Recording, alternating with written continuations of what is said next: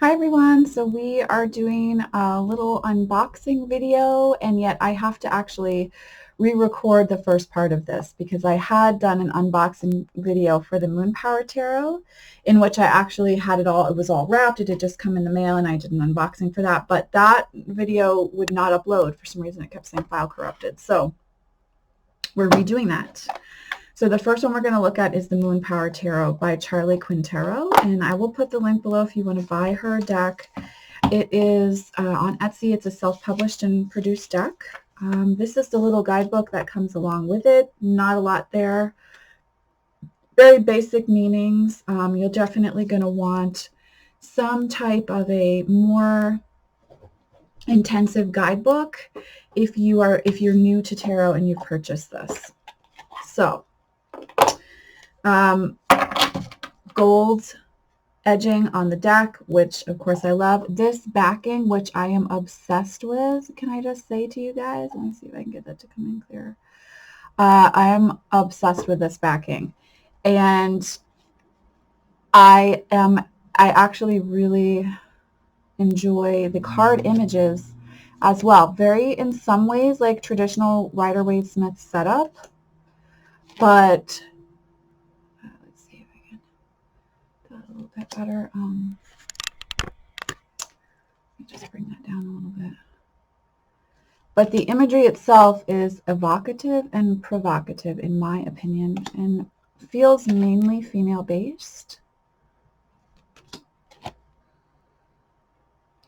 The cardstock is not my favorite. It's a little bit flimsy, and for the price, I believe I paid $60 for this. I was hoping for a little bit more.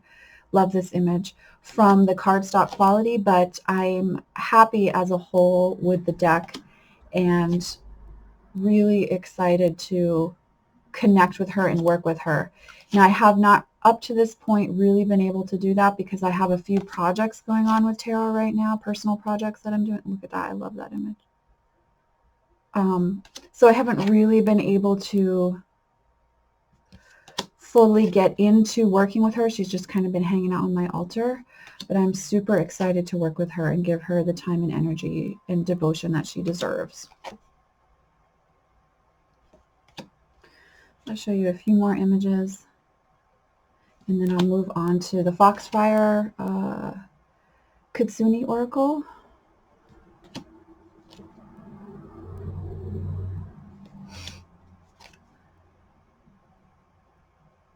I don't know why this is not picking up the bottom there, but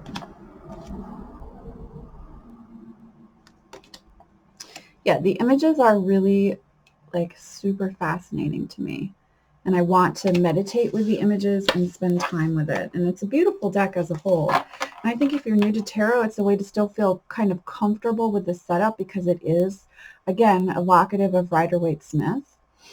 But it's still different though. Like it kind of fools you. And I like that. I like that a lot. And I love this card backing. Some of you guys know that I got a sticker of this and have it on my journal right now because I just love that backing so much. It's so feels so badass and witchy. I love it. So, and it comes in this box like this, a nice sturdy little box, which is really nice. And so that's kind of my first feeling of the deck. Like I said, this isn't a review because I haven't worked with her. It was supposed to be an unboxing, but that file got corrupted. So the other deck that I got recently is Lucy Cavendish's Foxfire the Kitsune Oracle. I don't really, I got this deck and I'm excited to work with it with a very dear friend of mine. And sometimes it's nice to get a deck that you wouldn't really necessarily purchase for yourself that allows you to explore something in a different way. The other thing is that many of you know I'm a huge fan of Lucy Cavendish's decks. So this, I just realized that my clothing is folded up there on the bed. Sorry about that, guys.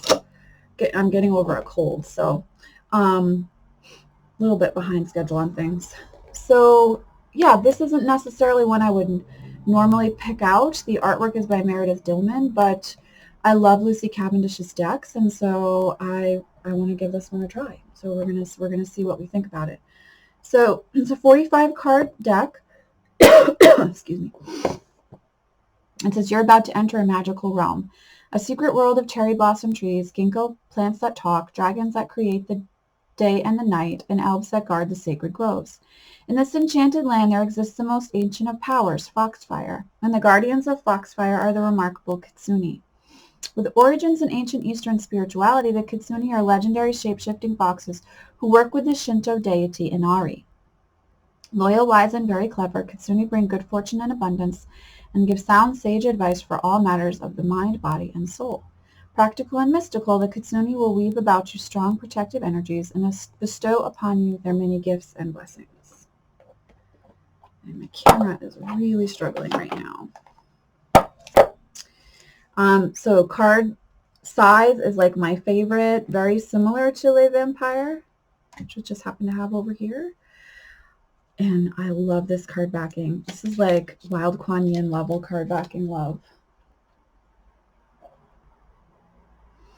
Very glossy. I'm preferring the matte, but nowadays, but it's very glossy. I love the color on the inside. I love all the red. It's kind of perfect for this time of year too, which is very fall. So let's take a look at the guidebook together. Nice, large guidebook. Ah, really beautiful card image reproductions. It's 143 pages long. And let's see. There's a really large section. The intro section is really large. So the first 45 pages are, you can't even see that. What's going on the camera?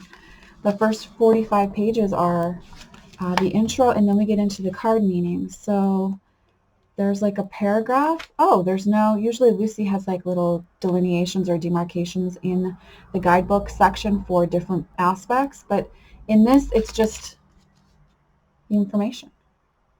It's fascinating. I'll be excited to read that and sink my teeth into that. So let's look at no gilding on the edges. I guess we'll forgive that. Cardstock is kind of typical Blue Angel, what we've come to expect. The richness within there. Acceptance. So not typically, you know, artwork that you guys would see me purchase, but I like that there are no borders. And like I said, sometimes it's fun to do something you wouldn't normally do.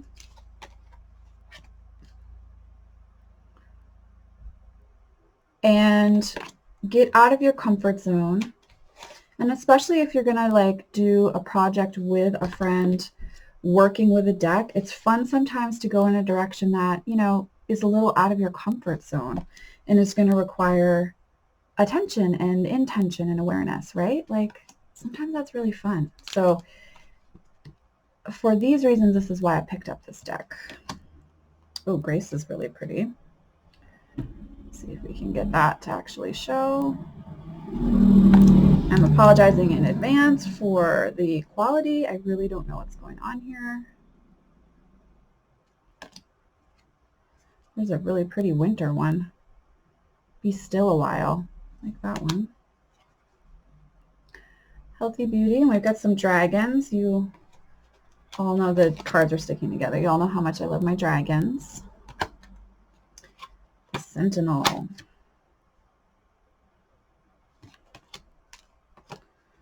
Here's another beautiful dragon. Time to restore. There. Oh, this one's beautiful. Look at that growth.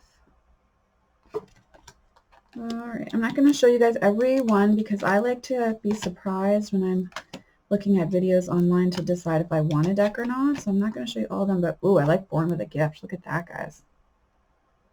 That's gorgeous. Wow. Delight is very pretty. There's definitely a fair amount of dragons in here. I mean, we've got dragons going on, which always makes me happy. And then there's Transcendence, which the card backing is based off of. This image is beautiful, absolutely beautiful.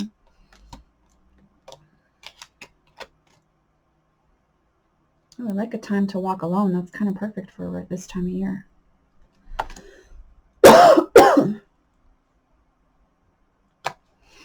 Find a place to withdraw to. Ooh, leave behind what is no longer you. That one's beautiful. Let's see, we'll leave a few of these out.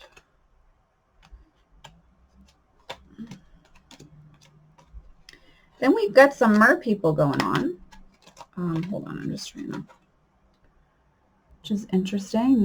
Wouldn't have expected to see them, but I'm sure Lucy has her reasons, and we will discover why in the deck. I think this is definitely like a personal, spiritual, self-development deck.